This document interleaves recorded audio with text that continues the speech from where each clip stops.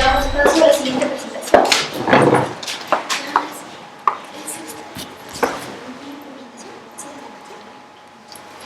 Ok, bueno, pues vamos a dar paso a la siguiente presentación. Tengo el gusto de presentar para ustedes a la doctora Alicia Speckman Guerra, historiadora del derecho, quien ha trabajado distintas temáticas en lo referente a la justicia, a la sociedad, a la criminalidad, específicamente en los siglos XIX y XX. Y bueno, ella ha sido coautora, autora y coordinadora de distintos libros como son Los abogados y la formación del Estado mexicano, Crimen y justicia en la historia de México, Los miedos en la historia, Crimen y castigo, legislación penal, interpretaciones de la criminalidad y administración de justicia en la Ciudad de México, 1832-1910. También de normas y transgresiones, enfermedad y crimen en América Latina, 1850-1950.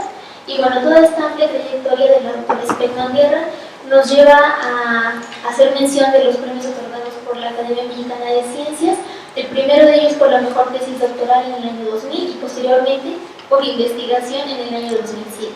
Sin más, tengo el gusto de cederle la palabra a la doctora Alicia Speckman Guerra con la presentación Lombroso en México, 1884-1929.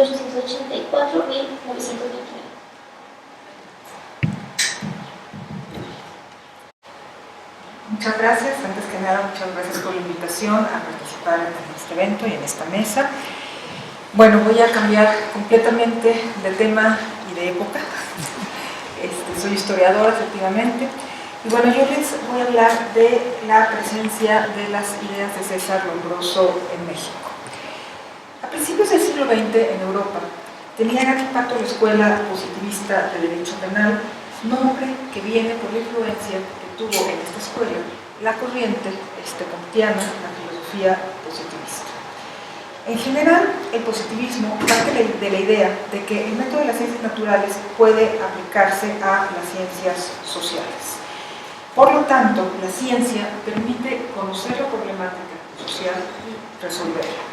En esto coinciden todos los miembros de la escuela positivista.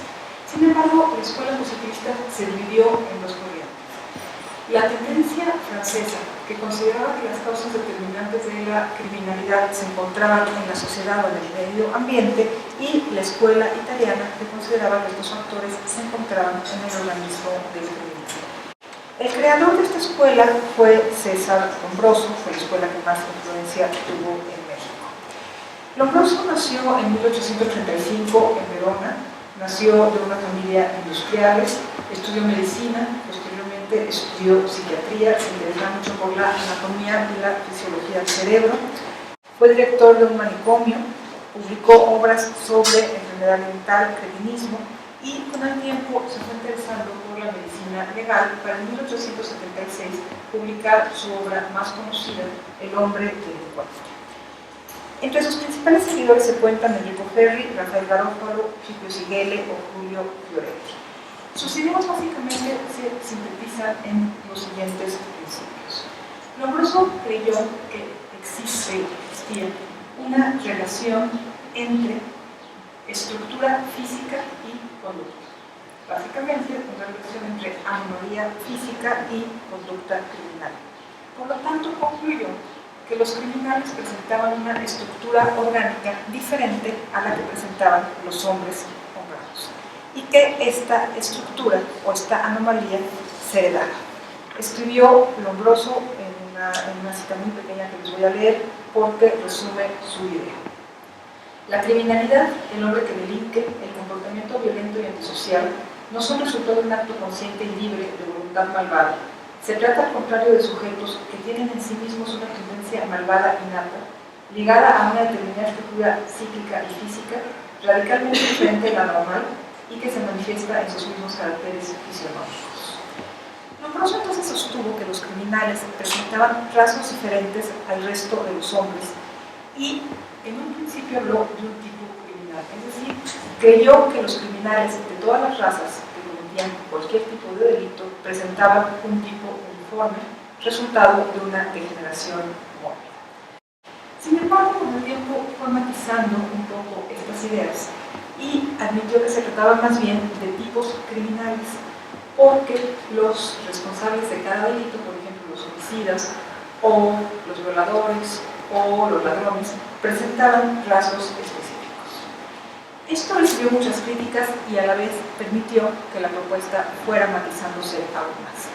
Los escépticos y los críticos de Lombroso, por ejemplo, presentaban a delincuentes que no presentaban los rasgos que debería tener, según los resultados, un delincuente o, por ejemplo, un ladrón. O bien, se hacía preguntas como las siguientes. Si el homicida tiene nariz aguileña y el ladrón tiene nariz chata, ¿qué pasa después si un homicida comete el delito de robo? Como les decía, todo esto fue llevando a mesurar propuestas. En primer lugar, se empezó a hablar de tipo criminal como un asunto de frecuencia o probabilidad. En segundo lugar, se empezaron a admitir cierta influencia de factores ajenos al organismo. Enrico Ferri propuso una clasificación de los delincuentes en tres grupos. Habló de delincuentes natos o incorregibles, que efectivamente presentaban una anomalía tal que los llevaba inevitablemente a delinquir. Sin embargo, pensó en otros dos grupos, de individuos que sí presentaban cierto ingrediente orgánico, pero que solamente delinquían si la ocasión se presentaba, los delincuentes ocasionales, o si se veían inmersos en un asunto pasional, los delincuentes pasionales. Esta fue más o menos la propuesta de Lombroso, de Ferri y de sus seguidores en Europa. Esta propuesta se difundió en Europa en varios congresos, desde fines del siglo XIX hasta más o menos los 30. También se realizaron congresos en América Latina, más o menos por las mismas fechas. Fue una corriente que tuvo una gran recepción en América Latina. México, Cuba, Argentina tienen importantes representantes, y en México fue, diría yo, la corriente teórica que más presencia tuvo desde 1884 más o menos hasta, yo diría, los 20. Examinando obras, artículos, folletos y demás, lo que yo más encuentro son trabajos propios de la antropología criminal o que están discutiendo la antropología criminal. Encuentro, primero, la llegada de obras europeas, de obras de Lombroso, de Ferri, muy pronto a México. Son obras que fueron traducidas por una editorial española y que, como les digo, formaban parte de bibliotecas mexicanas desde muy temprano y estaban siendo comentados por autores mexicanos desde muy temprano. En 1884 encontré el primer artículo de Lombroso publicado en México en una importante revista de juristas que se llamaba El Foro. Es decir, solamente 8 años después de que Lombroso publicara su libro, ya se estaba publicando Lombroso en México. Por otra parte, también muy pronto, Lombroso encontró seguidores en México. Los primeros seguidores fueron tímidos, por llamarlo así. Ellos no partían de que todos los criminales presentaban anomalías, sino que hicieron lo contrario, buscaron individuos o grupos que presentaban anomalías para ver si tenían alguna tendencia a la criminalidad. Así, en 1882, un estudiante de medicina hizo una tesis profesional y lo que hizo fue estudiar a un grupo de epilépticos para ver si los epilépticos presentaban tendencias a la criminalidad. Finalmente consideró que sí, que tendían a tener tendencia suicida, homicida, violencia, en fin. Más o menos así empezaron, pero ya para 1892 tenemos el más claro ejemplo de la antropología criminal en México. No les voy a hablar de muchos autores, les voy a hablar solamente de 2 trabajos. Este trabajo de 1892 es un trabajo muy interesante. Lo publicaron 2 médicos poblanos, Francisco Martínez Vaca y Manuel Vergara, quienes estaban a cargo del laboratorio de antropometría en el reclusorio de la penitenciaría de Puebla. Los autores adoptaron el método de César Lombroso y estudiaron los criminales para buscar cuáles eran los rasgos que los separaban del resto de los hombres. Como les digo, realizaban mediciones antropométricas a reos de la cárcel de Puebla. Ellos partieron de la idea de que los delincuentes provenían de la raza indígena y que la raza indígena era ya una raza de por sí degenerada. Dijeron, bueno, vamos a ver dentro de esta raza degenerada que es todavía más degenerada, y así vamos a encontrar los rasgos que caracterizan a los indígenas o a los delincuentes mexicanos. Este estudio de 1892 representó a México en una de las exposiciones internacionales, la exposición de Chicago. Estas eran exposiciones que se realizaban periódicamente y donde cada país llevaba un gran pabellón y mostraba los adelantos en la cultura y en la ciencia. Entonces, este libro representó a México en 1892. El otro autor del que les quiero hablar es Carlos Romañac.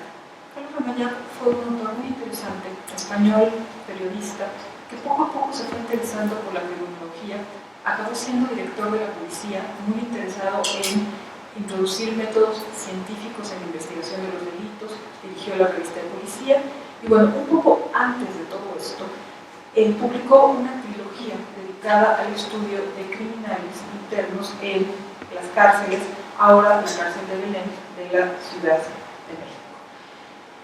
Si bien admitía cierta influencia del medio social, es decir, está un poco en medio de la antropología criminal y de la sociología criminal, acaba inclinándose por la antropología criminal y propuso una clasificación muy similar a la que propuso Enrico Ferrer.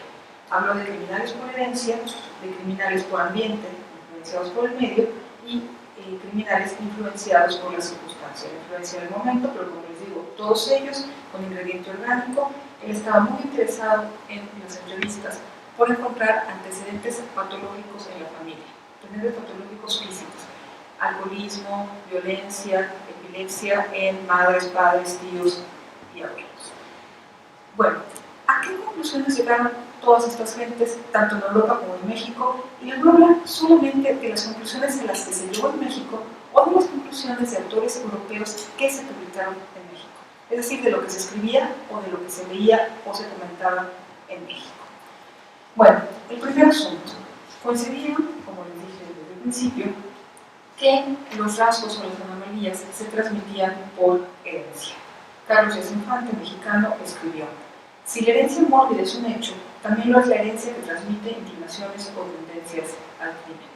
Porfirio Parra, que es el principal representante del positivismo mexicano, definió a los criminales hereditarios como individuos sobre cuyo sistema nervioso pesa, como fiardo abrumador, la durísima ley de la herencia morbosa.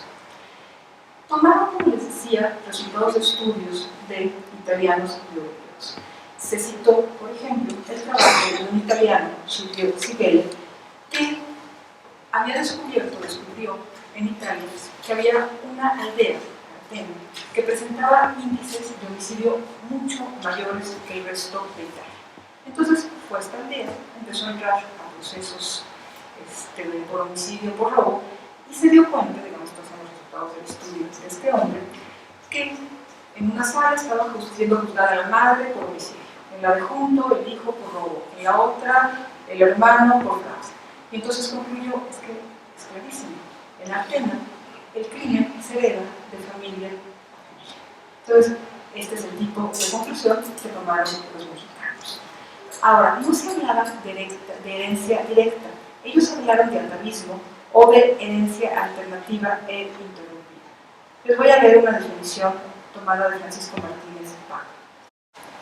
Se designa por atavismo el hecho de la aparición en un individuo de caracteres que no poseían sus antecesores directos, pero cuya existencia demuestra en seres que por otros títulos pueden considerarse como figurando entre sus antepasados. Es decir, no creen que necesariamente los padres heredaban la tendencia a la criminalidad, pero la iban heredando y necesariamente el criminal tenía un antepasado que había sido criminal. Escribió Francisco Martínez Vaca: sabido es que no todos los miembros de la prole que proceden de un criminal son criminales y que los acertados pueden reproducirse en varias generaciones sin que aparezca la tendencia al crimen. Pero después de varias generaciones reaparece un delincuente cuya tendencia al vicio es resultado de la herencia del cuerpo. ¿Hasta dónde llegaron rastreando esta herencia? Otro estudioso europeo, un francés, estaba estudiando los cráneos de criminales que habían sido guillotinados, homicidas guillotinados. Entonces, no encontraba ninguna relación con los cráneos de los hombres del momento. Un buen día se fue a pasear al campo, se metió a un museo y vio el cráneo de un hombre de Cormañón. Y entonces encontró la respuesta. El asunto es que el cráneo de los criminales se parecía más, en su opinión, al cráneo de los hombres prehistóricos que a los cráneos de los hombres actuales. Esta idea fue compartida por muchos otros estudiosos que consideraron que los criminales son vestigio de una raza anterior. pues sus características orgánicas y fisiológicas eran similares a las de los hombres primitivos. Escribió Enrico Ferri: una continua evolución transforma poco a poco a la humanidad, sin descansar, pero no todas las razas y no todos los individuos siguen isométricamente los grados de esta evolución. Hay quien se anticipa, hay quien se retrasa, y el hombre delincuente está en retraso con respecto a la raza civilizada, y por tanto reproduce en ella las formas de la primitiva barbarie. También Porfirio Parra en México afirmó que los criminales degenerados hereditarios constituían una fase de evolución regresiva en el ser humano. Ahora, ¿cuáles eran las anomalías que presentaban los criminales? Bueno, se habló de anomalías craneales, cerebrales o viscerales, pero también de deformaciones que podían observarse a simple vista, como estrabismo, color amarillento, cabeza pequeña, asimetría en el rostro, irregularidades en la dentadura o manos cortas. Naturalmente se relacionó deformidad física con deformidad espiritual. Se partía de que la imagen exterior debía reflejar la condición del alma y que la fisionomía criminal se distinguía por su fealdad. Ahora, como les decía, Martínez Vaca y Vergara partieron de la idea de que la mayor parte de los criminales provenían de la raza indígena. Es decir, supusieron que cada pueblo o cada raza presentaba un tipo criminal diferente. Por ejemplo, si en los europeos la falta de pelo o la calvicie podía tomarse como rasgo anómalo, esto en la raza indígena lo consideraban como normal. En este punto partieron de un dicho: no te fíes de indio barbón, ni de español alpino, ni de mujer que hable como hombre, ni de hombre que hable como mujer. Entonces, bueno, empezaron a estudiar a estos criminales para ver cuáles eran los rasgos que los diferenciaban. A partir de su estudio, hablaron entonces de rasgos generales, orejas en asa, nariz torcida y asimétrica, pero, al igual que hizo Lombroso, hablaron de tipos criminales por cada tipo de delito.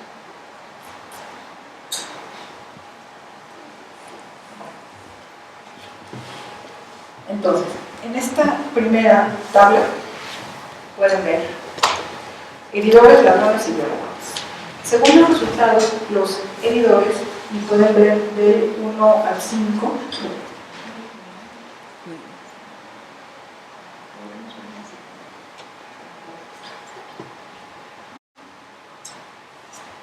ahora sí, del 1 al 5, heridores. Según Martínez Vaca y Vergara, los heridores poseían mirada vítrea, fría, altanera, ojos pequeños, generalmente inyectados, pómulos largos, nariz aguileña y corta, barba abundante y labios sutiles. ¿Sí se alcanza a ver? Bueno, ladrones, el otro ejemplo que les voy a dar. En esta tabla, 18, 19 y 20. Poseían mirada torva, penetrante y fija, pero bajaban la vista cuando se les dirigía la palabra. Bueno, pues más o menos así para cada tipo, son muchas las tablas que presentaron, y finalmente lo que hicieron fue pretender dar a los delincuentes nacionales un aspecto definido. Bueno, las características a simple vista no definían, no eran las únicas que definían los criminales. Se habló, por ejemplo, de una mayor resistencia al dolor, resultados de una observación de Lombroso, un estudio que contaba, por ejemplo, cómo una operación a un saqueador gigante en Europa le había cortado la pierna, y el hombre, sin ningún dolor, había empezado inmediatamente a jugar con la pierna, y había otro tipo de cuestiones o costumbres que volvían a revelar esta similitud con los hombres primitivos o bárbaros, como ellos los llamaban, como por ejemplo su tendencia a realizarse tatuajes, que sin embargo no se realizan porque posiblemente no les duele. Bueno, ahora, todo esto finalmente hubiera tenido o tiene una repercusión importante en el tratamiento, ya lo vemos en la visión, también en el tratamiento que se le da al criminal, la justicia y el castigo. En este momento, la legislación penal partía de los principios de la Escuela Liberal de Derecho Penal. La Escuela Liberal de Derecho Penal considera que las acciones humanas nacen de la voluntad. Todos los hombres tienen la capacidad de decidir cómo actuar pueden decidir si actuar bien o mal, si delinquir o no delinquir. Justamente esta decisión, esta capacidad de decisión, es lo que los hace responsables de sus actos. Por lo tanto, si cometen un delito, son responsables de este delito y pueden ser castigados. Los hombres son iguales, tienen la misma posibilidad de elegir y por lo tanto, si cometen un mismo delito, deben recibir un igual castigo. Por lo tanto, el código basa la penalidad, los códigos de la escuela liberal basan la penalidad en el delito cometido. Al igual delito, la misma pena. Todo esto responde también al principio de igualdad jurídica, un principio muy importante para el modelo liberal, el liberalismo. Todos los hombres nacen iguales, todos los hombres son iguales ante la ley, y para que se hable de igualdad ante la ley, pues finalmente se debe hablar también de igualdad en la aplicación de la ley, por lo tanto, en igualdad ante la justicia. Entonces, a un mismo delito, con la misma pena, el deseo por garantizar esta uniformidad en la aplicación de la ley lleva al extremo, o lleva al interés o la intención por reducir al máximo el arbitrio judicial, incluso por eliminarlo. El extremo de esta corriente es el Código de 1871, vigente hasta 1929. El Código contemplaba absolutamente todas las sanciones que pudieran considerarse, todas las acciones que pudieran considerarse como un delito, tipifica, contempla para ellos una pena media. Los jueces tienen que partir de esta pena media, solamente podían aumentar o reducir en una tercera parte esta pena, pero atendiendo a circunstancias atenuantes o agravantes que también estaban enlistadas en el código. Y no solamente estaban enlistadas en el código, sino que estaban agrupadas en categorías y cada categoría tenía un valor. Entonces, por ejemplo, homicidio simple merecía una pena media de 8 a 12 años de prisión, que se podía ir a una tercera parte o reducir una tercera parte. Para esto tenían que atenderse las circunstancias de primera, segunda, tercera y cuarta clase. Entonces el juez prácticamente palomeaba las circunstancias, sumaba. Si la suma de las circunstancias tendía, si los agravantes pesaban más que los atenuantes, podía aumentar la tercera parte, si no, reducir la tercera parte. Por esto se habla de administración de justicia, una labor casi matemática, con la pretensión de convertir a los jueces en la figura de la que habla Montesquieu, simples bocas que pronuncian las palabras de la ley. Ahora bien, se consideraba que si los hombres habían hecho una mala decisión, podían cambiar en el futuro esta decisión. Se confiaba en la pena de prisión, en la prisión como sistema de corrección. Gracias a la educación y al trabajo, los hombres podrían regenerarse según los términos de la época y convertirse en hombres útiles a la sociedad. Ya se cuestionó mucho en este momento la pena de muerte. La Constitución de 1857 la restringió a muy pocos delitos, básicamente recibe calificado, para recibir, en fin, muy pocos, e incluso se pensó, esto en el Constituyente del 57, que la pena de muerte se aboliría cuando realmente existiera un sistema penitenciario en México. A todo esto reacciona la escuela positivista. Lo primero que cuestiona es la voluntariedad. Las acciones humanas no nacen de la voluntad. Los individuos delinquen por factores determinantes. En el caso de la antropología criminal, delinquen por anomalías orgánicas. ¿Son entonces responsables? No, no son responsables. ¿Cuál es la respuesta? No son responsables, pero son peligrosos. Por lo tanto, ya no se justifica, se legitima la posibilidad de castigar con base en la responsabilidad, sino con base en la peligrosidad. El positivismo toma muchas figuras de las ciencias naturales, hace muchas analogías con las ciencias naturales. Y entonces, en este punto, hacen una analogía. Si a un hombre se le gangrena el brazo, pues el brazo no es responsable, pero hay que amputarlo, porque si no, daña a todo el organismo. Lo mismo sucede con un delincuente. El delincuente no es responsable, pero hay que hacer algo con él, porque si no daña al resto del cuerpo social. Bueno. Ahora, la pregunta, ¿son igualmente peligrosos, son igualmente temibles? Pues no, porque viene aquí el asunto de la clasificación. No es igualmente peligroso, por ejemplo, en términos de Enrico Ferri, un criminal nato, que un criminal nacional. Por lo tanto, se cuestiona el principio de la igualdad de la justicia a un mismo delito con la misma pena, y se habla más bien de una justicia diferenciada en razón a la peligrosidad del criminal, a las circunstancias del criminal, o en el caso de la antropología física, prácticamente a el organismo del criminal. El extremo, al que no se llega, por cierto, pero el extremo sería a un mismo tipo criminal, la misma pena, sin importar el delito cometido. Ahora bien, ¿qué pasa con el castigo? ¿El individuo puede regenerarse? Pues vamos al extremo. Si estamos hablando de un criminal nato que delinque por una anomalía física, pues por supuesto no hay posibilidad de corrección o de regeneración. Por ejemplo, escribió Francisco Díez Barroso: sería inocente creer que una represión cualquiera que sea modifique la naturaleza congénita de un hombre y cambie su modo de obrar, el cual, como se deduce de todo lo anterior, está íntimamente unido a su estructura física y moral.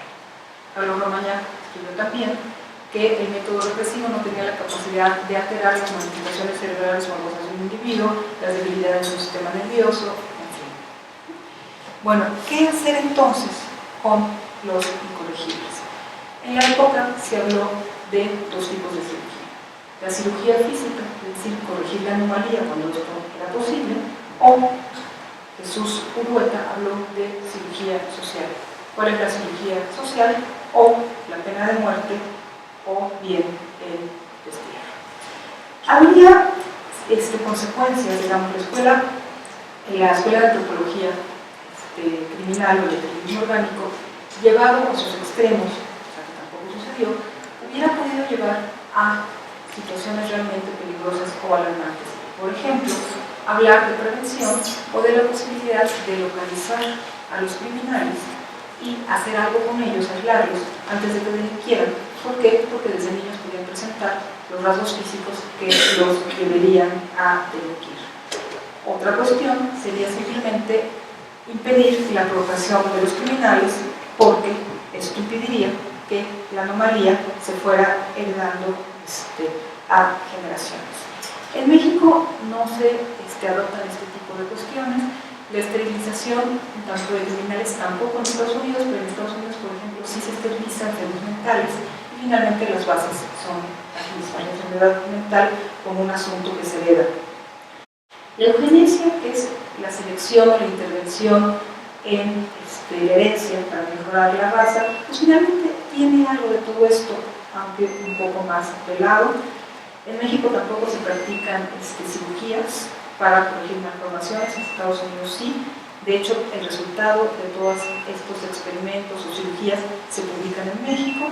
El boletín de policía los publica, el boletín dirigido por Romañán. Entonces se habla, por ejemplo, de un hombre que tenía un tumor, se llega a la conclusión de que el tumor era lo que estaba causando su tendencia a la criminalidad, le operan el tumor y bueno, el hombre queda convertido verdaderamente en un santo. Todo esto en realidad no llega a México, se habla, se discute, en realidad nada de esto llega a México. De hecho, en el porfiriato, hasta el de la Revolución, hasta 1910, tiene, como les decía, la antropología criminal domina el ámbito teórico y sin embargo no hay ningún reflejo o ningún cambio en la legislación que refleje los postulados de esta escuela. ¿Por qué? Es la pregunta. El liberalismo finalmente en este momento es una especie de mito complicador. Porfirio Díaz se legitima, es un héroe de la lucha liberal. La Constitución del 57, el Código del 71 legitiman el gobierno de Porfirio Díaz, se convierte en una especie de mitos intocables. Se discute en 1904, se reúne una comisión revisora del Código Penal y este es el gran tema. ¿Se reforma el Código Penal para adoptar los principios de la escuela positivista o no? Se encuesta a muchos funcionarios, todos ellos simpatizan, pero dicen no es el momento. No está aprobado, dejemos las cosas como están. Podemos hablar de algunas incidencias en la práctica. Por ejemplo, esta cuestión de la creación de gabinetes antropométricos, de lo que les había hablado. Los gabinetes de antropometría se crean en las prisiones con fines de identificación de criminales. Para este momento era un problema, digamos, estoy hablando de la primera mitad del siglo XIX, era un problema el asunto de la identificación. ¿Cómo saber si un criminal que llega, o un hombre llega simplemente a una comisaría inculpado por un delito? Le preguntan, bueno, ¿cómo se llama usted? Él sabe que la reincidencia es más castigada y entonces él dice, me llamo Juan Pérez. ¿Cómo puede saber si realmente se llamaba Juan Pérez. No podían ver en un momento que la ciudad crece muchísimo, no pueden revisar todos los expedientes a ver si el hombre no se llama Juan Pérez, porque además a mediados de siglo, por ahí de los 60, se introduce la fotografía. Claro, la fotografía es la gran esperanza, que vamos a ver si es Juan Pérez, muy bien, pero si el archivo de este hombre está guardado como Pedro Rodríguez, no pueden ver todos los expedientes para saber si realmente Juan Pérez tiene una fotografía con otro nombre o no la tiene. Esto es un problema que se presenta en todas las grandes ciudades en ese momento.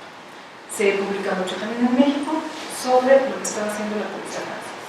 Entonces tenían varias tretas, metían a Juan Pérez en una celda y un policía disfrazado civil y decía: Juan Pérez, ya sabemos que cometiste 7 homicidios. Entonces, bueno, pues igual Juan Pérez ya no es que yo no soy Juan Pérez. O lo llevaban a pasear por la calle a ver si alguien lo reconocía. Pero bueno, pues todas estas cuestiones eran completamente azarosas. ¿Qué se hace? Pues resulta que un policía francés inventa un método Bertillon, para dar una solución a todo este problema. Cuando un hombre era llevado a una comisaría, se le tomaban algunas decisiones antropométricas, es decir, juicios. Se empezaba con la medida del cráneo. Y entonces, según la medida, se hablaba de cráneo pequeño, cráneo mediano, cráneo grande. Muy bien. Entonces ya tenía cráneo grande, empezaban, digamos, las tabletas. Después se le tomaba cualquier otro hueso, por ejemplo, grande, pequeño y demás. Pues ya, pequeño, se iban reduciendo las gavetas. Así, hasta que llegaba un momento en que por sus mediciones, que además son inalterables, pues solo podía estar su expediente en un cajón. Entonces ahí sí se podía revisar para ver si su voto coincidía o no coincidía. Con estos fines se crearon en 1895 los gabinetes de antropometría en las principales prisiones de México. Por supuesto que estos gabinetes de antropometría, que habían sido creados originalmente con fines de identificación, pues empezaron a ser empleados por los estudiosos de la antropología criminal con fines de estudio.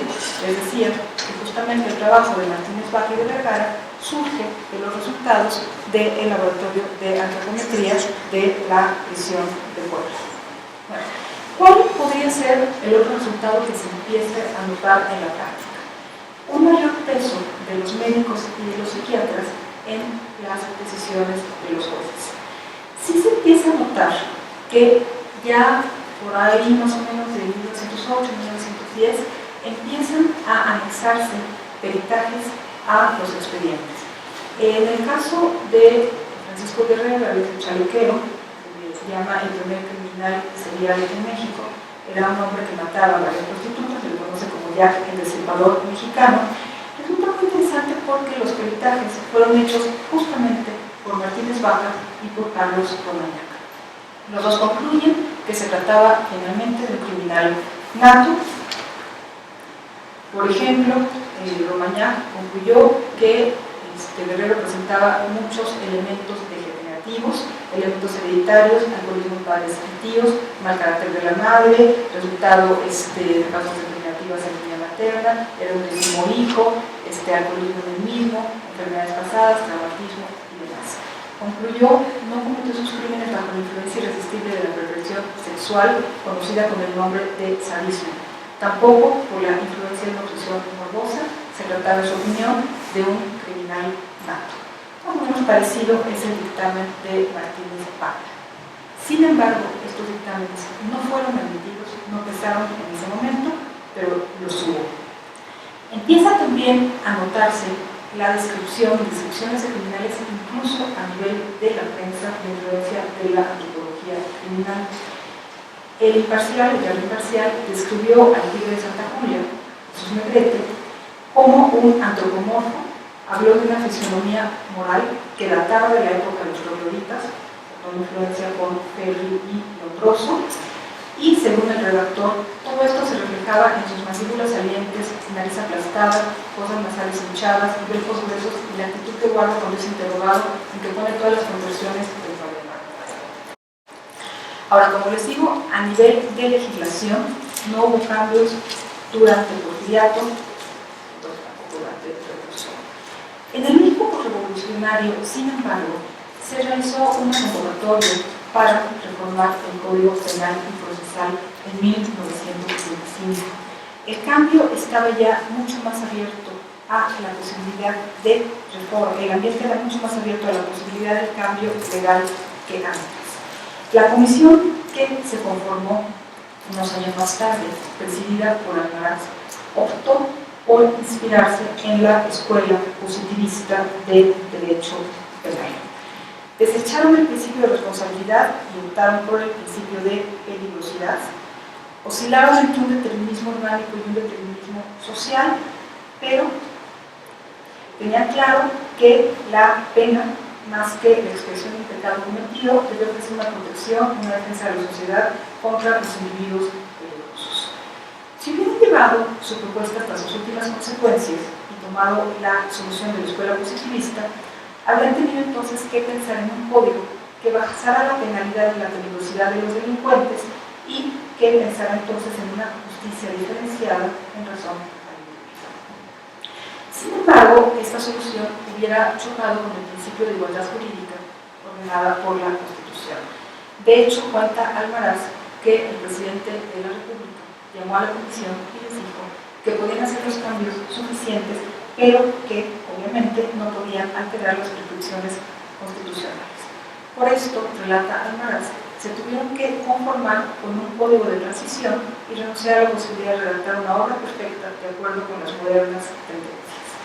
Entonces, ¿qué fue lo que hicieron? Trataron de combinar en el código la penalidad, de dónde basar la penalidad, tanto en el delito como en la personalidad del criminal. Trataron de que los jueces pudieran dar cabida a esta peligrosidad.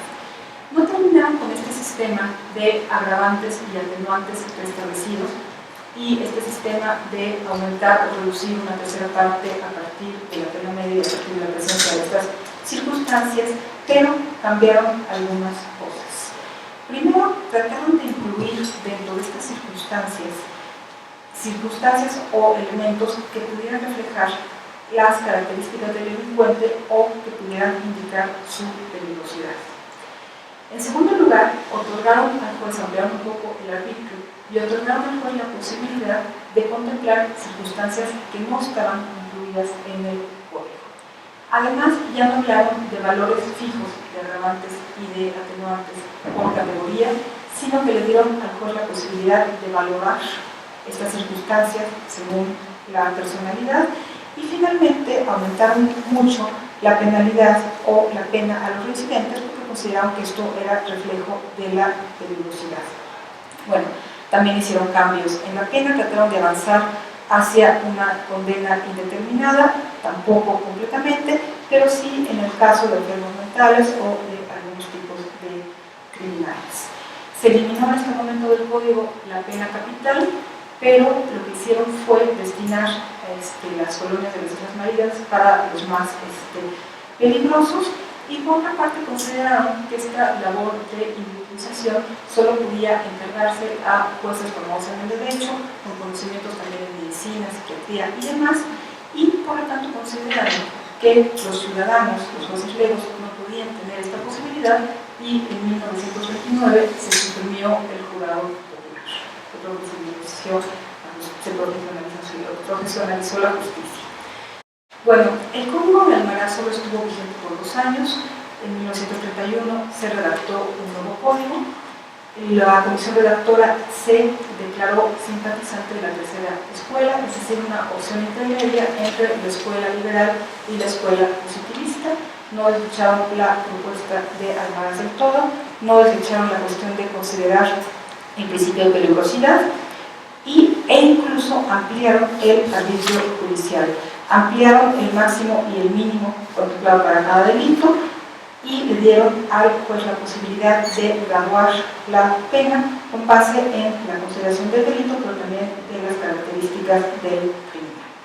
Bueno, el código de 1981 estuvo vigente prácticamente durante todo el siglo XX. ¿Qué pasó después? Bueno, cambia la concepción del criminal o la explicación de la criminalidad. La antropología, la escuela de antropología criminal empieza ya a decaer, ya para los 30 ya no es tan claramente presente, pero no desaparece el determinismo orgánico, es decir, no desaparece esta disyuntiva entre voluntarismo y determinismo orgánico en la explicación de la criminalidad. García Ramírez, por ejemplo, habla de varias etapas en las explicaciones de las causas de la criminalidad. Tomando desde el porfiriato, hablaría de una explicación que se centra en el factor antropológico, una explicación que después toma muy en cuenta el factor social, y después habla, por ejemplo, del peso de la endocrinología, o de la idea de que las hormonas son responsables de la evolución humana, para después finalmente llegar a una etapa en que lo que pesa más es el factor psicológico. Ahora, se sigue debatiendo mucho, estoy hablándoles ya de los 30, los 40, todavía 50, esta cuestión o el asunto de la conveniencia de ampliar aún más el margen de discrecionalidad o de decisión de los jueces. Para este momento se está hablando de la conveniencia de esta presión en base a dos argumentos. Por una parte, dar al juez la posibilidad de considerar y de mitigar incluso las diferencias económicas, sociales, culturales y de raza que existían entre los mexicanos. Pero también se seguía hablando de la necesidad de que el juez considerara la peligrosidad de los individuos, con un claro peso de toda la discusión anterior. Se estaba hablando entonces de un ámbito judicial o de un ámbito judicial mucho más amplio, con la inclusión de figuras como el perdón judicial, y a partir de esto se estaban haciendo muchos estudios sobre clasificación de delincuentes, y hay muchísimas propuestas en este sentido. Por lo tanto, no fue una discusión terminada. Muchas gracias.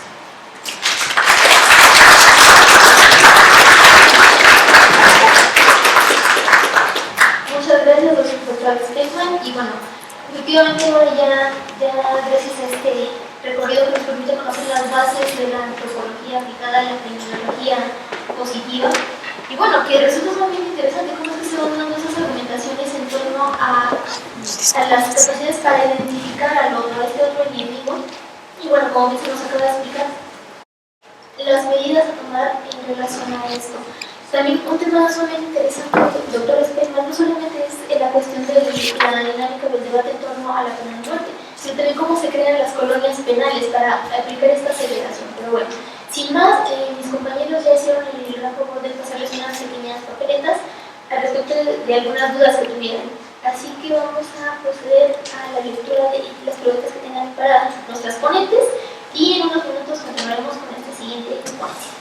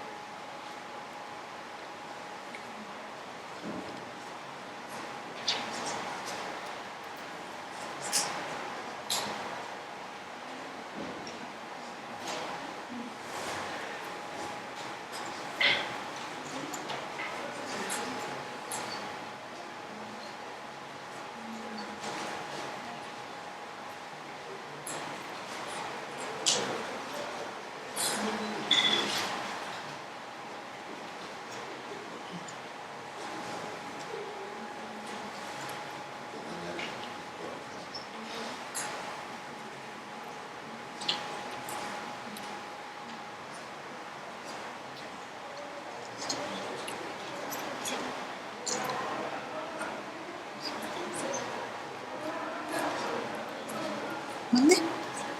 ¿Inicio yo? ¿Inicio yo? ¿O tú? Ah, claro, sí. Sí, no hay ningún problema. Bueno, muchas gracias. Hicieron dos preguntas. El delincuente pasional, según Ferri, era el delincuente que presentaba un cierto grado de anomalía, pero que podía pasar toda su vida sin delinquir si no se veía inmerso en una situación pasional. un hombre que mataba por pasión, estamos hablando de hombre que mata por adulterio, hombre que mata por celos, hombre que mata por despecho, o lo contrario. Mi opinión sobre la pena de muerte en México. Les voy a hablar de lo que se dijo en 1929 en el debate al momento de la supresión. Los argumentos que finalmente son bastante actuales, porque los argumentos que pesaron en ese momento fueron a favor de preservar la pena de muerte. Bueno, primero esta cuestión del criminal incorregible, los criminales que no hay nada que hacer con ellos, sobre todo en un momento en que la Comisión Redactora del Código Penal se estaba inclinando abiertamente por el principio de la escuela positivista.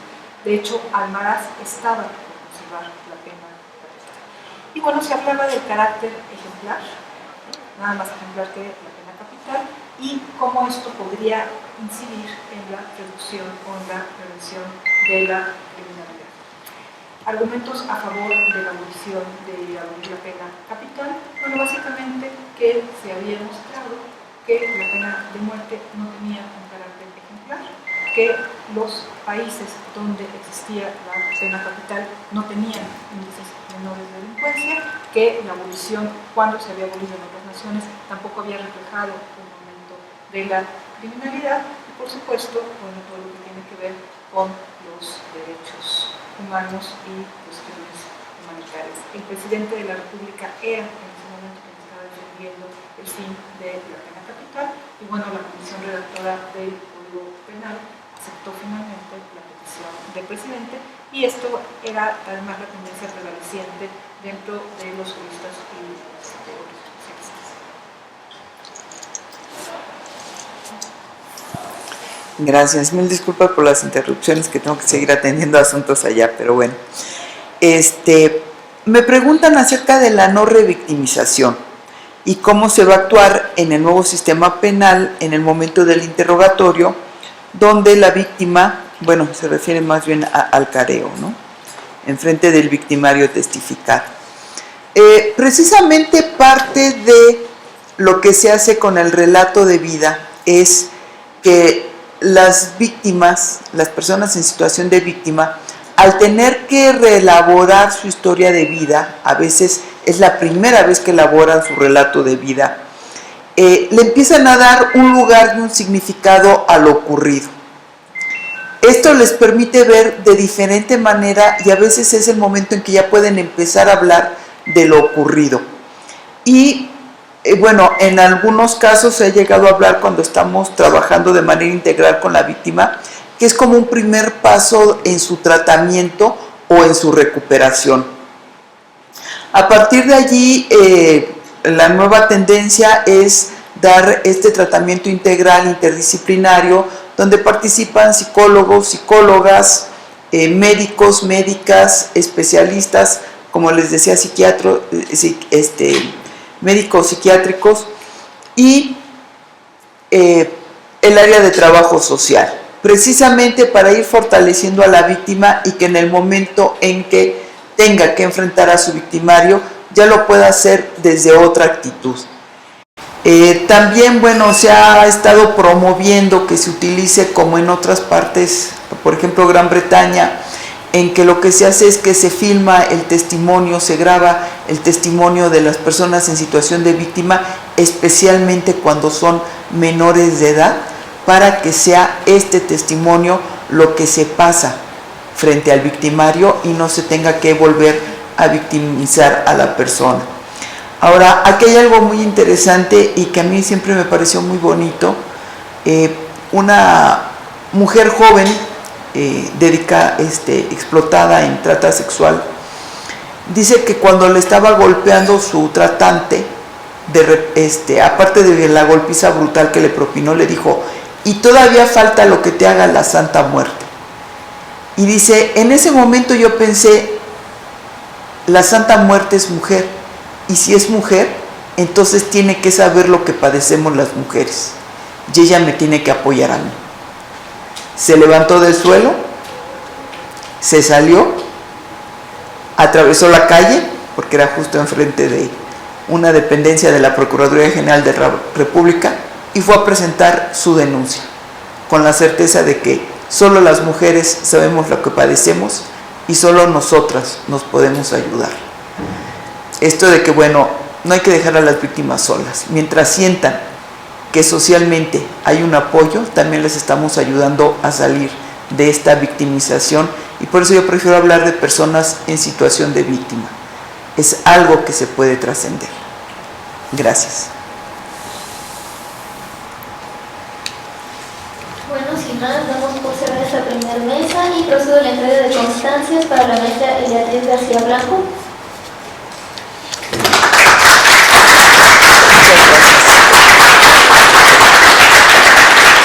Muchas gracias. Y a la doctora Elisa Spellman Guerra.